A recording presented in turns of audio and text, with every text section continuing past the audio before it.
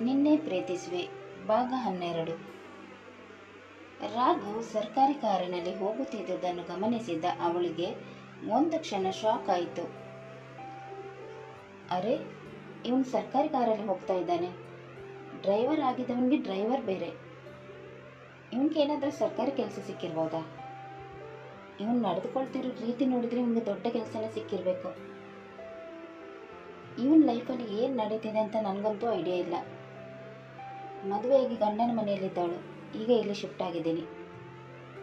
ಆದರೆ ಅವನಿಗೆ ಹುಚ್ಚು ಹಿಡಿದಿತ್ತು ಅಂತ ಯಾರೋ ಹೇಳಿದರು. ಹುಚ್ಚು ಹಿಡಿದವನೀಗ ಸರಿ ಹೋಗಿರ್ಬೋದಾ? ಏನಾದರೂ ಇರಲಿ, ಮತ್ತೆ ಸಿಕ್ಕಾಗ ಮಾತಾಡಿದ್ರೆ ಆಯಿತು ಅಂತ ಅಂದುಕೊಂಡ ಛಾಯಾ ತನ್ನ ಮನೆ ಕಡೆ ಹೊರಟಳು. ಆಫೀಸಿಗೆ ಬಂದ ಕಾವೇಳಿಗೆ ಏನೋ ಒಂಥರ ಒಳ್ಳೆಯ ಭಾವನೆಗಳು ಬರತೊಡಗಿತು.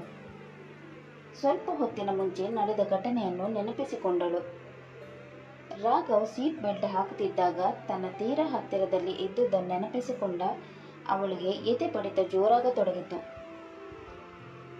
ಎದೆ ಮೇಲೆ ಮತ್ತೆ ಕೈ ಇಟ್ಟು, ಸುಮ್ಮನಿರು, ಅವನನ್ನು ನೆನಪಿಸಿಕೊಂಡಾಗಲೆಲ್ಲ ಯಾಕೆ ಜೋರಾಗಿ ಬಡಿದುಕೊಳ್ತೀಯ? ಅವನು ಹತ್ತಿರ ಬಂದಾಗಲೂ ಕೂಡ ಇದೇ ರೀತಿ ಬಡಿದುಕೊಳ್ತೀಯ. ನಿನಗೆ ಸುಮ್ಮನಿರಕ್ಕೇನೆ ಆಗಲ್ವಾ? ನೀನು ಈ ಥರ ಜೋರಾಗಿ ಬಡಿದುಕೊಂಡು ತೊಡಗಿದ್ರೆ ನಾನು ನರ್ವಸ್ ಆಗಿಬಿಡ್ತೀನಿ. ಅದು ಏನಾದರೂ ಅವನಿಗೆ ಗೊತ್ತಾದರೆ ಒಟ ಅಂತ ಮಾತಾಡಿ ನನ್ನ ಬಾಯಿ ಮುಚ್ಚಿಸ್ತಾನೆ. ಇನ್ಮೇಲೆ ಅವನ ಹತ್ತಿರ ಬಂದಾಗಲೆಲ್ಲ ಈ ಥರ ಹೊಡೆದುಕೊಳ್ಬೇಡ, ತಿಳಿತಾ ಅಂತ ಹೊಡೆದುಕೊಳ್ಳುತ್ತಿರುವ ಎದೆ ಬಡಿತಕ್ಕೆ ಹೇಳತೊಡಗಿದ್ದಳು. ಪ್ರೀತಿಯಲ್ಲಿ ಕಳೆದು ಹೋದವಳು ಒಬ್ಬಳೇ ಏನೇನು ಮಾತನಾಡತೊಡಗಿದಳು. ನಂತರ ತನ್ನ ಕೆಲಸದಲ್ಲಿ ತೊಡಗಿದಳು. ರಾಘವ್ ಕಾರಿನಲ್ಲಿ ಆಫೀಸಿಗೆ ಹೋಗುತ್ತಿದ್ದಾಗ ಅವನು ಕೂಡ ಸ್ವಲ್ಪ ಹೊತ್ತು ಮುಂಚೆ ನಡೆದ ಘಟನೆಯನ್ನು ಮೆಲುಕು ಹಾಕತೊಡಗಿದನು. ಅವಳ ಸನಿಹ ಅವನಿಗೆ ತುಂಬಾನೇ ಹಿತವನ್ನುಂಟು ಮಾಡಿತು. ಅವನಿಗೆ 2ನೇ ಬಾರಿ ಪ್ರೀತಿಯಾಗಿತ್ತು. ನನಗೆ ಮತ್ತೆ ಪ್ರೀತಿ ಆಗ್ತಿದೆ. ಈ ಬಾರಿ ನಾನು ಪ್ರೀತಿಸಿದ ಹುಡುಗಿ ನನ್ನ ದುಡ್ಡನ್ನು ಬಿಟ್ಟು ನನ್ನನ್ನು ಪ್ರೀತಿಸ್ತಾ ಇದ್ದಾಳೆ. ಇವಳು ಛಾಯೆ ಥರ ಇಲ್ಲ. ನಾನು ಮೆಂಟಲ್ ಪೇಷಂಟ್ ಅಂತ ಗೊತ್ತಿದ್ರೂ ಕೂಡ ನನ್ನನ್ನು ಪ್ರೀತಿಸ್ತಿದ್ದಾಳೆ. ಅವಳಿಗೆ ದುಡ್ಡಿನ ಮೇಲೆ ಆಸೆ ಇದ್ದಿದ್ದರೆ ನಾನು IAS ಆಫೀಸರ್ ಆದಾಗ ನನ್ನ ಹಿಂದೆನೇ ಬಿದ್ದು ನನ್ನನ್ನು ಪ್ರೀತಿಸು ಅಂತ ಕಾಡ್ತಾ ಇದ್ಲು. ಆದರೆ ಅವಳು ಆ ಥರ ಮಾಡಿಲ್ಲ. ನಾನು IAS ಆಫೀಸರ್ ಆದೆ ಅಂತ ಗೊತ್ತಾದ ಮೇಲೆ ನನ್ನ ಜೊತೆ ಮಾತನಾಡೋಕ್ಕೇ ಹಿಂದೇಟು ಹಾಕ್ತಾ ಇದ್ದಾಳೆ. ಅವಳ ಈ ಗುಣನೇ ನನಗೆ ಇಷ್ಟ ಆಗಿತ್ತು. ಅವಳು ಈಗಲೂ ನನ್ನನ್ನು ಇಷ್ಟಪಡ್ತಾ ಇದ್ದಾಳೆ. ಆದರೆ ನಾನೇನಾದರೂ ಅಂದ್ಕೊಳ್ತೀನಿ ಅಂತ ನನ್ನ ಹತ್ರ ಹೇಳ್ಕೊತಾ ಇಲ್ಲ. ಇವಳ ಈ ನಿಷ್ಕಲ್ಮಶ ಪ್ರೀತಿ ನನಗೆ ಬೇಕು. ಆದಷ್ಟು ಬೇಗ ನಾನು ನನ್ನ ಪ್ರೀತಿಯನ್ನು ಅವಳ ಹತ್ತಿರ ಹೇಳ್ಕೊತೀನಿ. ಇವತ್ತು ಅವಳ ಹತ್ತಿರ ನನ್ನ ಪ್ರೀತಿಯನ್ನು ಹೇಳ್ಕೋಬೇಕು ಅಂತ ಅಂದ್ಕೊಂಡೆ. ಆದರೆ ಅವಳ ಹತ್ತಿರ ಹೇಳ್ಕೊಳ್ಳೋಕ್ಕೆ ನನಗೆ ಧೈರ್ಯನೇ ಬಂದಿರಲಿಲ್ಲ. ಅವಳನ್ನು ನೋಡಿದರೆ ನಾನು ಯಾಕೆ ಇಷ್ಟೊಂದು ನರ್ವಸ್ ಆಗ್ತೀನಿ? ಹೇಗಾದರೂ ಮಾಡಿ ಧೈರ್ಯ ತಂದುಕೊಂಡು ಅವಳ ಹತ್ತಿರ ನನ್ನ ಪ್ರೀತಿಯನ್ನು ಹೇಳ್ಕೋಬೇಕು. 2 ವರ್ಷದಿಂದ ಅವಳನ್ನು ನೋಡಬೇಕು ಅಂತ ದಿನಾಲೂ ಇದೇ ರೋಡಲ್ಲಿ ಹೋಗ್ತಾ ಇದ್ದೀನಿ. ಆದರೂ ಇಷ್ಟರ ತನಕ ಅವಳ ಹತ್ರ ಮಾತನಾಡಲು ಒಂಚೂರು ಧೈರ್ಯ ಕೂಡ ಬಂದಿರಲಿಲ್ಲ. ಇವತ್ತು ಹೇಗೋ ಧೈರ್ಯ ಮಾಡಿಕೊಂಡು ಅವಳ ಜೊತೆ ಮಾತಾಡಿದೆ. ಆದರೆ ಪ್ರಪೋಸ್ ಮಾಡೋಕ್ಕೆ ನನಗೆ ಧೈರ್ಯನೇ ಬಂದಿಲ್ಲ.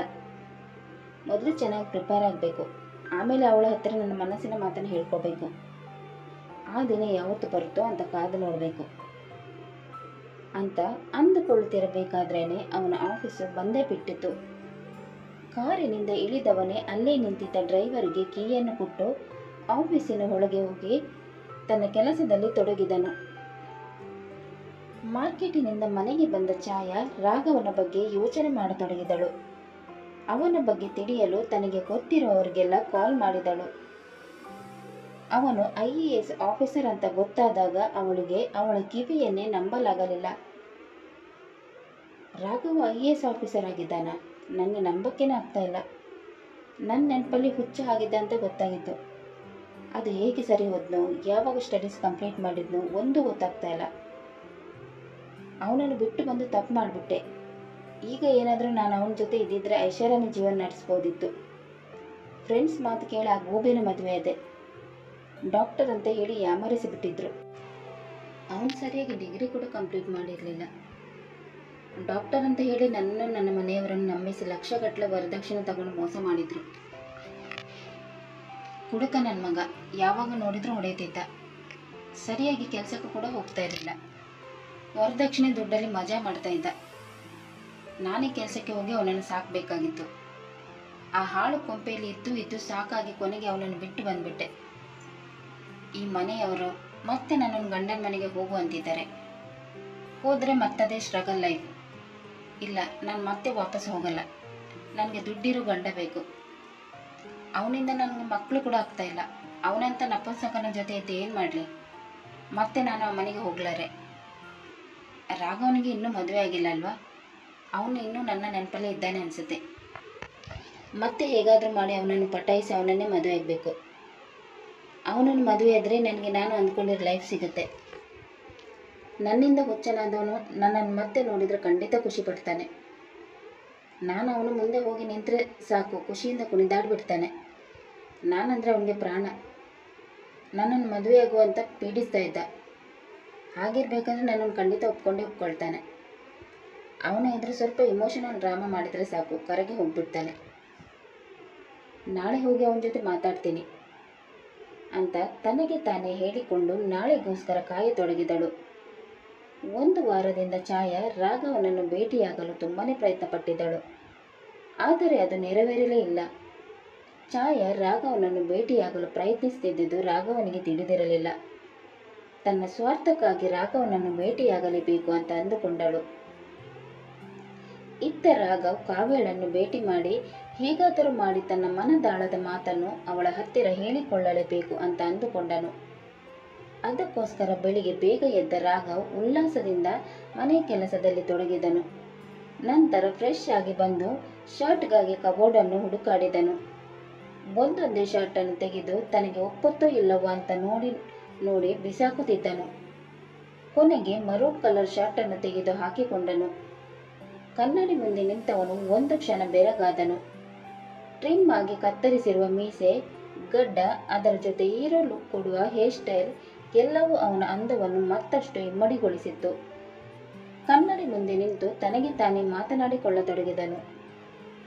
ವಾರ್ ರಾಘವ್, ಏನು ಹ್ಯಾಂಡ್ಸಮ್ ಆಗಿ ಕಾಣ್ತಾ ಇದೆಯಾ? ಇವತ್ತು ನಿನ್ನ ದೃಷ್ಟಿನೇ ನಿನಗೆ ಬೀಳ್ಬೋದು. ಇವತ್ತು ಕಾವ್ಯ ನಿನ್ನನ್ನು ನೋಡಿ ಖಂಡಿತ ಒಪ್ಕೊಳ್ತಾಳ. ಇವತ್ತು ಏನೇ ಆಗಲಿ ನಾನು ಅವಳಿಗೆ ಪ್ರಪೋಸ್ ಮಾಡ್ತೀನಿ. ಇನ್ನು ನನ್ನ ಕೈಯಲ್ಲಿ ಸುಮ್ಮನೆ ಇರೋಕ್ಕಾಗಲ್ಲ. ಎಷ್ಟು ದಿನ ಅಂತ ಕಾಯೋದು? ಅವಳು ನನ್ನ ಜೀವನದ ಅದೃಷ್ಟ ದೇವತೆ. ಅವಳ ಜೀವನದಲ್ಲಿ ಖುಷಿ ಹೊಳೆ ಹರಿಸಬೇಕು. ಬೇಗ ಹೋಗೋಣ, ಅವಳು ಬರೋ ಟೈಮ್ ಆಯಿತು ಅಂತ ಬೇಗ ರೆಡಿಯಾಗಿ ತನ್ನದೇ ಕಾರಲ್ಲಿ ಹೊರಟನು. ಇವತ್ತು ಕೂಡ ಡ್ರೈವರ್ಗೆ ನೇರವಾಗಿ ಆಫೀಸಿಗೆ ಹೋಗಲು ಹೇಳಿದನು. ಕಾರ್ ಡ್ರೈವ್ ಮಾಡಿಕೊಂಡು ಕಾವ್ಯ ಬರುತ್ತಿರುವ ಕಡೆ ಹೋದನು. ಕಾವ್ಯ ಬಸ್ಸಿನಿಂದ ಇಳಿದು ಆಫೀಸು ಕಡೆ ಹೋಗುತ್ತಿದ್ದಳು. ರಾಘವ್ ಅವಳ ಹತ್ತಿರ ಕಾರನ್ನು ನಿಲ್ಲಿಸಿ ಅವಳನ್ನು ಕರೆದನು. ಅವಳು ಶಬ್ದ ಬಂದ ಕಡೆ ನೋಡಿದಾಗ ರಾಘವ್ ಕಾರಲ್ಲಿದ್ದನು. ರಾಘವ್ನನ್ನು ನೋಡಿದಾಗಲೆಲ್ಲ ಅವಳ ಎದೆ ಬಡಿತ ಜೋರಾಗುತ್ತಿತ್ತು. ಹೀರೋ ರೇಂಜಿಗೆ ರೆಡಿಯಾಗಿ ಬಂದಿದ್ದನು. ಅವನನ್ನು ನೋಡಿ ಅವಳು ಒಂದು ಕ್ಷಣ ಕಳೆದು ಹೋಗಿಬಿಟ್ಟಳು. ಥೇಟ್ ಫಿಲಂ ಹೀರೋ ಥರ ಕಾಣುತ್ತಿದ್ದನು. 6 ಅಡಿ ಎತ್ತರದ ಅಜಾನುಬಾಹು ದೇಹ, ಟ್ರಿಮ್ ಆಗಿರೋ ಮೀಸೆ, ಗಡ್ಡ, ಅವನಿಗೆ ಒಪ್ಪುವಂಥ ಮೆರೂನ್ ಕಲರ್ ಶರ್ಟ್, ಇವೆಲ್ಲವೂ ಅವಳ ಕಣ್ಣು ಕುಕ್ಕುವಂತಿತ್ತು. ಅವನ ಹತ್ತಿರ ಹೋಗಿ ಅವನನ್ನು ಗಟ್ಟಿಯಾಗಿ ತಬ್ಬಿಕೊಂಡು ಅವನ ಕೆನ್ನೆಗೆ ಮುತ್ತು ಕೊಡುವ ಆಸೆಯಾಯಿತು. ತನ್ನ ಆಸೆಯನ್ನು ಕಂಟ್ರೋಲ್ ಮಾಡಿಕೊಂಡ ಅವಳು ಮತ್ತೆ ಅವನನ್ನೇ ನೋಡತೊಡಗಿದಳು. ಆಗ ಅವನು, ಏನ್ರಿ ಹಾಗೆ ನೋಡ್ತಾ ಇದ್ದೀರಾ? ದೃಷ್ಟಿ ಬೀಳುತ್ತೆ ನನಗೆ, ಹಾಗೆಲ್ಲ ನೋಡಬೇಡಿ. ನಾನೇಕೆ ದೃಷ್ಟಿ ಹಾಕ್ಲಿ ನಿಮಗೆ? ನೀವೇನು ಮತ್ತೆ ಇಲ್ಲಿ ಕಾಣಿಸ್ಕೊಂಡಿದ್ದೀರಾ? ಯಾಕೆ ನಾನು ಎಲ್ಲೆಲ್ಲ ಓಡಾಡಬಾರ್ದ ಅಂದರೆ ಹೇಳಿ, ನಾನು ನಾಳೆಯಿಂದ ಈ ಕಡೆ ಬರಲ್ಲ. ನಾನೆಲ್ಲಿ ಹಾಗೆ ಹೇಳಿದೆ? ನೀವು ಇಲ್ಲಿ ಏನು ಮಾಡ್ತಿದ್ದೀರಾ ಅಂತ ಕೇಳಿದೆ. ಯಾರೋ ನನ್ನ ಮನಸ್ಸು ಕದ್ದು ಹೋಗಿದ್ದಾರೆ. ಕದ್ದವರು ಯಾರು ಅಂತ ಹುಡುಕ್ತಾ ಇದ್ದೀನಿ. ಕದ್ದವರು ಇಲ್ಲೇ ಎಲ್ಲೋ ಇದ್ದಾರೆ ಅಂತ ಗೊತ್ತಾಯಿತು. ಅದಕ್ಕೆ ಅವರು ಇಲ್ಲಿ ಎಲ್ಲಿಯಾದರೂ ಸಿಗ್ತಾರಂತ ದಿನಾಲೂ ಇದೇ ರೋಡಲ್ಲಿ ಓಡಾಡ್ತಾ ಇದ್ದೀನಿ. ನಿಮ್ಗೇನಾದರೂ ಗೊತ್ತಾ ನನ್ನ ಮನಸ್ಸು ಕದ್ದವ್ರು ಯಾರು ಅಂತ? ಅವನು ಆ ಥರ ಹೇಳುತ್ತಿರಬೇಕಾದರೆ ಮತ್ತೆ ಅವಳ ಎದೆ ಬಡಿತ ಜೋರಾಗತೊಡಗಿತು. ಅವನು ತನಗೇ ಹೇಳುತ್ತಿರಬಹುದು ಅಂತ ಅಂದಾಜು ಮಾಡಿಕೊಂಡ ಅವಳು ತಡಬಡಿಸುತ್ತಾ, ನನಗೇನು ಗೊತ್ತು ನಿಮ್ಮ ಮನಸ್ಸು ಕದ್ದವ್ರು ಯಾರು ಅಂತ? ಯಾರು ಕದ್ದಿದ್ದಾರೋ ಅವ್ರಿಗೆ ಹೋಗಿ ಕೇಳಿ, ನನ್ನನ್ನು ಕೇಳಿದ್ರೆ ಆಗತ್ತಾ? ಅಯ್ಯೋ, ಕೋಪ ಮಾಡ್ಕೋಬೇಡ್ರಿ. ನಿಮಗೆ ಗೊತ್ತಿದೆಯಾ ಅಂತ ಕೇಳಿದೆ ಅಷ್ಟೇ. ಅಲ್ಲಿ ನೋಡಿ, ಕೋಪ ಮಾಡ್ಕೊಂಡು ನಿಮ್ಮ ಕೆನ್ನೆಯೆಲ್ಲ ಕೆಂಪಾಗಿಬಿಟ್ಟಿದೆ. ಇದು ಕೋಪ ಮಾಡ್ಕೊಂಡಾಗಿರೋದೋ ಅಥವಾ ನಾಚಿಕೆಯಿಂದ ಆಗಿರೋದಾ? ನಾಚಿಕೆನಾ? ನಾನೇಕೆ ನಾಚಿಕೆ ಪಟ್ಟುಕೊಳ್ಳಿ? ನಿಮಗೆಲ್ಲ ಭ್ರಾಂತ ಆಗಿಬಿಟ್ಟಿದೆ. ನನಗೆ ಆಫೀಸ್ಗೆ ಲೇಟ್ ಆಗ್ತಾಯಿದೆ, ನಾನು ಬರ್ತೀನಿ. ಅಂತ ಹೇಳಿ ಅಲ್ಲಿಂದ ಹೊರಟಳು. ಇನ್ನೂ ಸ್ವಲ್ಪ ಹೊತ್ತು ಅಲ್ಲೇ ನಿಂತ್ಕೊಂಡು ಬಿಟ್ರೆ ನಾನು ಫುಲ್ಲು ನರ್ವಸ್ ಆಗಿಬಿಡ್ತಿದ್ದೆ. ಅವನ ಮಾತಿಗೆ ಕರಗಿ ಹೋಗ್ಬಿಟ್ರೆ ಕಷ್ಟ. ಅವನು ಮತ್ತೆ ನನ್ನನ್ನು ಫಾಲೋ ಮಾಡ್ಕೊಂಡು ಬರೋದ್ರೊಳಗೆ ನಾನು ಇಲ್ಲಿಂದ ಎಸ್ಕೇಪ್ ಆಗಬೇಕು ಅಂತ ಬಡೆಪಡಿಸುತ್ತಾ ದಾಪು ಕಾಲು ಹಾಕುತ್ತಾ ಹೋಗತೊಡಗಿದಳು. ಅವಳು ಹೋಗುತ್ತಿರುವುದನ್ನೇ ನೋಡಿದ ರಾಘವ್ ಕಾರನ್ನು ಪಕ್ಕಕ್ಕೆ ನಿಲ್ಲಿಸಿ ಕಾರಿನಿಂದ ಇಳಿದು ಅವಳನ್ನು ಕರೆಯತೊಡಗಿದನು. ರೀ ಕಾವ್ಯ, ನಿಂತ್ಕೊಳ್ರಿ. ಯಾಕ್ರಿ ನನ್ನ ಹತ್ರ ಸರಿಯಾಗಿ ಮಾತಾಡ್ದೇನೆ ಹೋಗ್ತಾ ಇದ್ದೀರಾ? ನನಗೆ ನಿಮ್ಮ ಹತ್ರ ಏನೋ ಹೇಳೋಕ್ಕಿದೆ, ನಿಂತ್ಕೊಳ್ರಿ, ನಾನು ಬರ್ತಾ ಇದ್ದೀನಿ ಅಂತ ಕೂಗುತ್ತಾ ಅವಳ ಹಿಂದೆನೇ ಬರತೊಡಗಿದನು. ಅವನಿಗೆ ನನ್ನ ಹತ್ರ ಏನು ಮಾತಾಡಕ್ಕಿರ್ಬೋದು, ಒಂದ್ಸಲ ಕೇಳ್ಕೊಂಡು ಹೋಗೋಣ ಅಂತ ಹಿಂದೆ ತಿರುಗಿ ನೋಡಿದಳು. ಹಿಂತಿರುಗಿ ನೋಡಿದ ಅವಳಿಗೆ ಒಂದು ಕ್ಷಣ ಶಾಕ್ ಆಯಿತು. ತನ್ನ ಕಣ್ಣನ್ನೇ ನಂಬಲಾಗದೆ ಅವಳ ಕಣ್ಣಾಳಿಗಳು ತುಂಬಿ ಬಂದವು. ಕತೆ ಮುಂದುವರಿಯಿತು. ರಾಘವ್ ಕಾವ್ಯಳ ಹತ್ತಿರ ತನ್ನ ಮನದಾಳದ ಮಾತನ್ನು ಹೇಳಿಕೊಳ್ಳುತ್ತಾನೋ ಅಥವಾ ಛಾಯಾಳ ಕಪಟ ಪ್ರೀತಿಗೆ ಮತ್ತೆ ರಾಘವ್ ಬೀಳುತ್ತಾನೋ ಅಂತ ತಿಳಿಯಲು ಮುಂದಿನ ಸಂಚಿಕೆಗಾಗಿ ಕಾಯೋಣ. ಅಲ್ಲಿಯ ತನಕ ಈ ಕತೆ ನಿಮಗೆ ಇಷ್ಟವಾದಲ್ಲಿ ಲೈಕ್ ಮಾಡಿ, ಶೇರ್ ಮಾಡಿ ಮತ್ತು ಸಬ್ಸ್ಕ್ರೈಬ್ ಮಾಡುವುದನ್ನು ಮಾತ್ರ ಮರಿಬೇಡಿ. ಧನ್ಯವಾದಗಳು.